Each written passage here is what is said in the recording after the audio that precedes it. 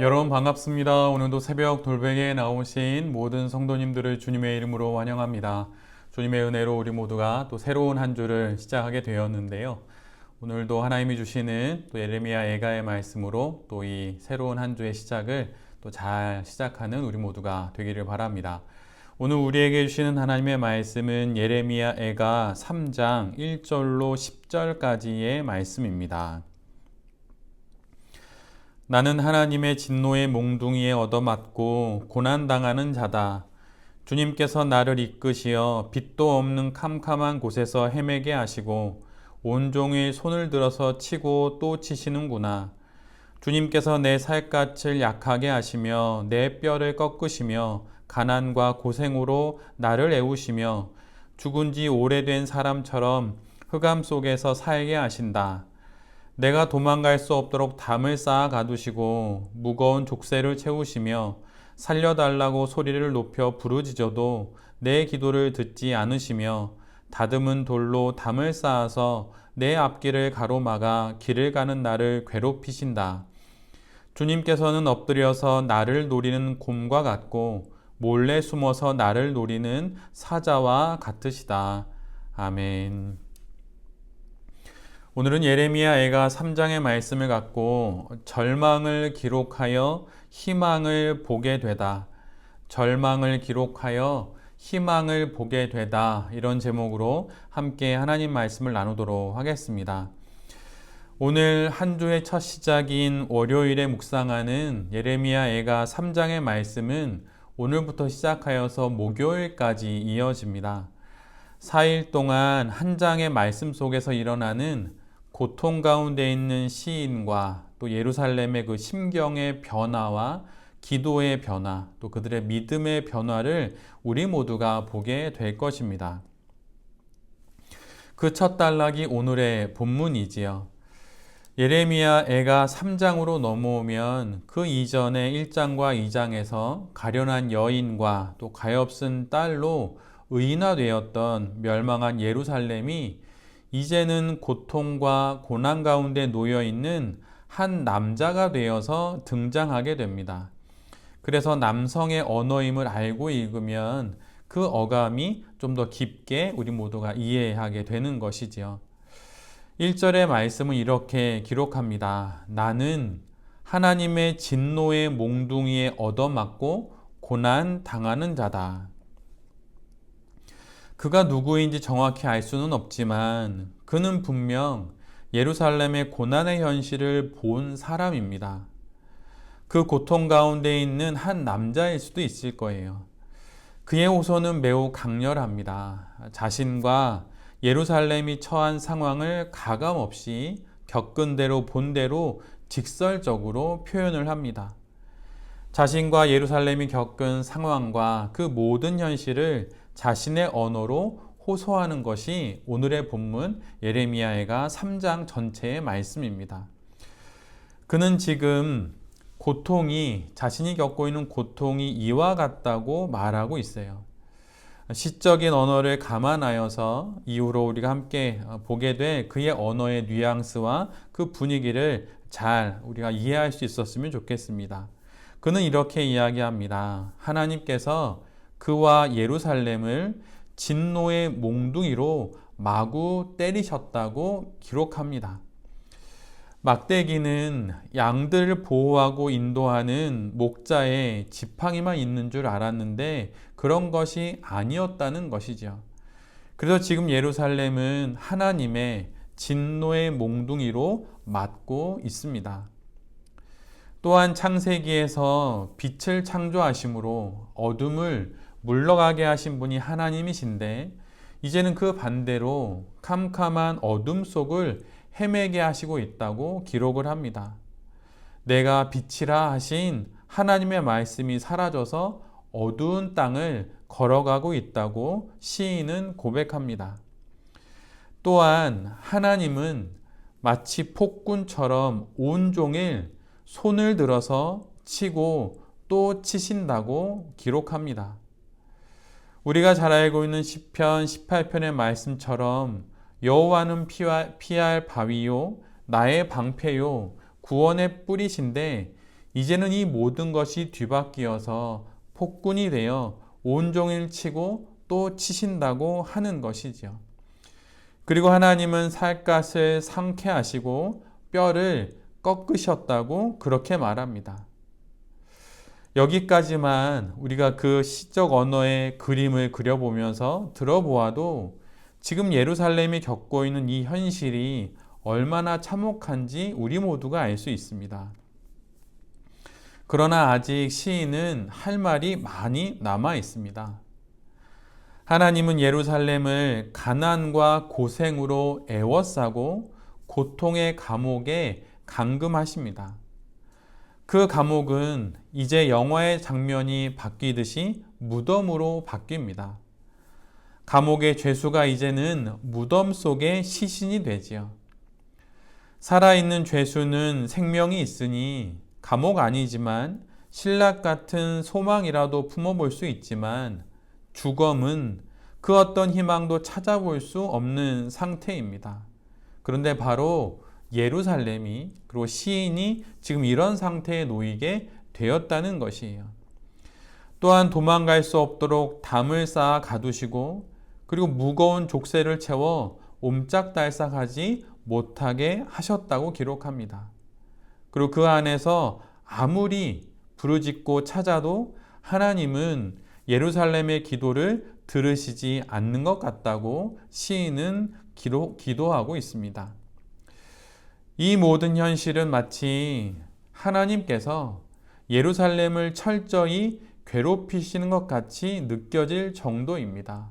힘센 사람이 힘약한 사람을 아주 교묘하게 또 곳곳 괴롭히는 것처럼 그렇게 하나님께서 예루살렘을 철저히 괴롭히는 것처럼 느껴질 정도입니다.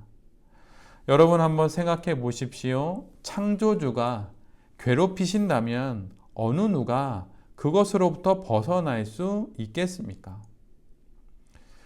이제 시인은 지금의 고통의 현실 속에서 하나님은 이제 맹수가 되셔서 예루살렘과 자신을 노리고 있다고 말합니다. 엎드린 곰처럼 수풀에 몰래 숨어있는 사자처럼 그렇게 호시탐탐 덮치기를 기다리는 분이 하나님이라고 말합니다. 그리고 이러한 맹수셨던 하나님께서 이제는 활을 쏘는 궁수가 되셔서 화살통에서 뽑은 화살로 그와 예루살렘의 심장을 겨누어 쏘시고 뚫으셨다고 그렇게 말합니다. 예루살렘의 이러한 모습을 본 사람들은 조롱과 놀림의 언어를 말하고 그들 모두를 비웃게 되지요. 이 모든 현실이 시인에게는 마치 쓸개즙을 물로 대신 마시고 쓴 쑥을 떡으로 먹는 것과 같이 괴롭고 힘든 일입니다. 그리고 오늘 본문에 가장 괴로운 말씀이 나옵니다. 돌로 내 이를 부수시고 나의 얼굴을 땅에 비비신다.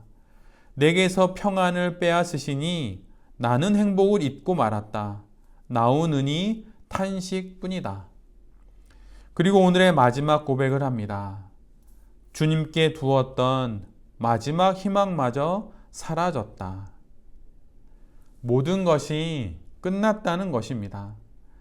세상이 뒤집히고 사람들이 배신하고 모든 것이 아무래도 하나님께 두는 희망만 있다면 다시 시작할 수 있을 것입니다.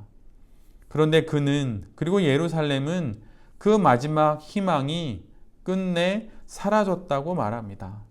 하나님께 두었던 마지막 희망마저 사라져 버렸다.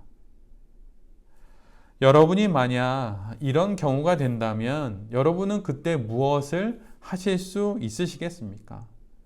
어떻게 해야 하는 것일까요? 이제 어떻게 살아가야 하는 것입니까? 돌베개 교회는 매월 두 번째 주에 한 권의 신앙서적과 한 권의 일반 도서를 추천합니다. 이번 달에 추천한 일반 도서는 필사에 관련된 책입니다. 여러 책에서 또 문학 서적에서 좋은 글을 뽑아서 그것을 왼쪽에 배치해 놓고 또 그 글을 그대로 오른쪽에 필사할 수 있도록 그렇게 편집되어 있는 책을 한번 추천을 해 드렸습니다. 좋은 글을 눈으로 읽고 오른쪽 빈칸에 적어 나가다 보면 새로운 마음을 품게 되기 때문이지요. 그런데 그 책에 이런 문장이 있습니다. 표현할 줄 아는 만큼이 당신의 세계다.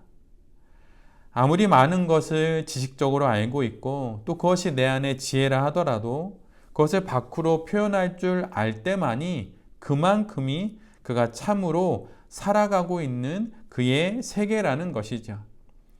그런데 이 말을 뒤집으면 우리의 세계는 우리가 표현하는 것으로 세워지기도 한다는 뜻이 됩니다. 지금 왜 시인은 하나님에 대한 희망마저 사라져 버렸다고 말하면서 왜 굳이 자신의 고통을 이리도 자세히 나열하는 것일까요? 그것도 성경의 말입니다. 그런데 그가 이토록 자신이 겪고 있는 모든 고통의 현실들을 아주 자세히, 아주 세밀하게 기록하는 것에는 이유가 있습니다. 왜냐하면 그는 다시 일어서고 싶기 때문이에요. 최근에 보았던 영상 중에 치유의 글에 관한 영상이 있었는데 지우고 싶은 기억과 깊은 상처와 아픔을 생각만 하지 않고 자신의 손으로 직접 적어 나가다 보면 결국 치유된다는 그런 내용이었습니다. 치유의 글쓰기에 관련된 서적도 아주 많이 나와 있죠. 그런데 제가 보았던 영상에 어느 분이 이런 댓글을 달아두었습니다. 저에게 글쓰기는 살고 싶은 욕구인 것 같습니다. 살고 싶어서 글을 쓰기 시작했던 것 같습니다. 그리고 이제는 잘 살고 싶어서 글을 씁니다. 지금 시인이 그리고 예루살렘이 하나님을 향한 희망마저 접었다고 말하면서 목요일까지 우리가 함께 묵상하는 그 긴 내용의 글을 굳이 쓰는 이유는 바로 다시 하나님과 함께 소망의 날들을 살고 싶기 때문입니다. 비록 자신이 자초했지만 다시 예전의 그때로 돌아가서 목자이신 하나님과 함께 푸르른 들녘을 걷고 싶기 때문인 것이죠. 그래서 그는 이처럼 고난과 고통을 절규하듯 노래하고 또한 기록하는 것입니다. 절망을 기록하여 희망을 보기 원하기 때문에 그는 이처럼 절망을 세세하게 기록하고 있는 것이지요. 절망을 기록하여 희망을 보게 된다는 이 놀라운 신앙의 신비와 축복이 우리에게 있기를 간절히 빕니다. 결코 그 어떤 일이 있어도 오늘 본문의 마지막 구절처럼 하나님께 두었던 그 마지막 희망마저 사라졌다는 말을 하게 되더라도 하나님께 하십시오. 하나님 앞에서 하십시오. 하나님이 우리의 희망이 되시는 이유는 우리의 절망마저 받아주시는 분이시기 때문입니다. 그 절망이 마침내 희망이 되는 그날을 우리 모두가 보게 되기를 간절히 기도합니다. 그 변화를 오늘부터 시작하여서 내일 모레 글피로 이어지는 예레미야애가 3장 전체 말씀 속에서 우리 모두가 보게 될 것입니다.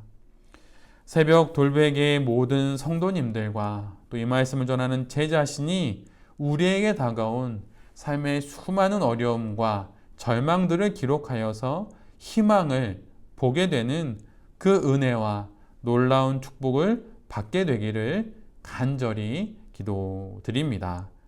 아멘. 기도하겠습니다. 주님, 하나님 앞에 우리의 절망을 내려놓습니다. 마지막 희망마저 사라지는 그 절망까지도 당신 앞에 내려놓겠습니다. 그 절망이 마침내 희망이 되는 그날을 우리 모두가 보게 하여 주시옵소서. 절망을 기록하여 희망을 보게 되는 그 놀라운 하늘의 축복을 우리 모두가 누리게 하여 주시옵소서. 주님 포기하지 않고 더 살아보겠습니다. 포기하지 않고 더 앞으로 가보겠습니다. 주님, 우리를 지키시고 우리를 인도하여 주시옵소서. 이 모든 말씀 예수 그리스도의 이름으로 기도드립니다. 아멘.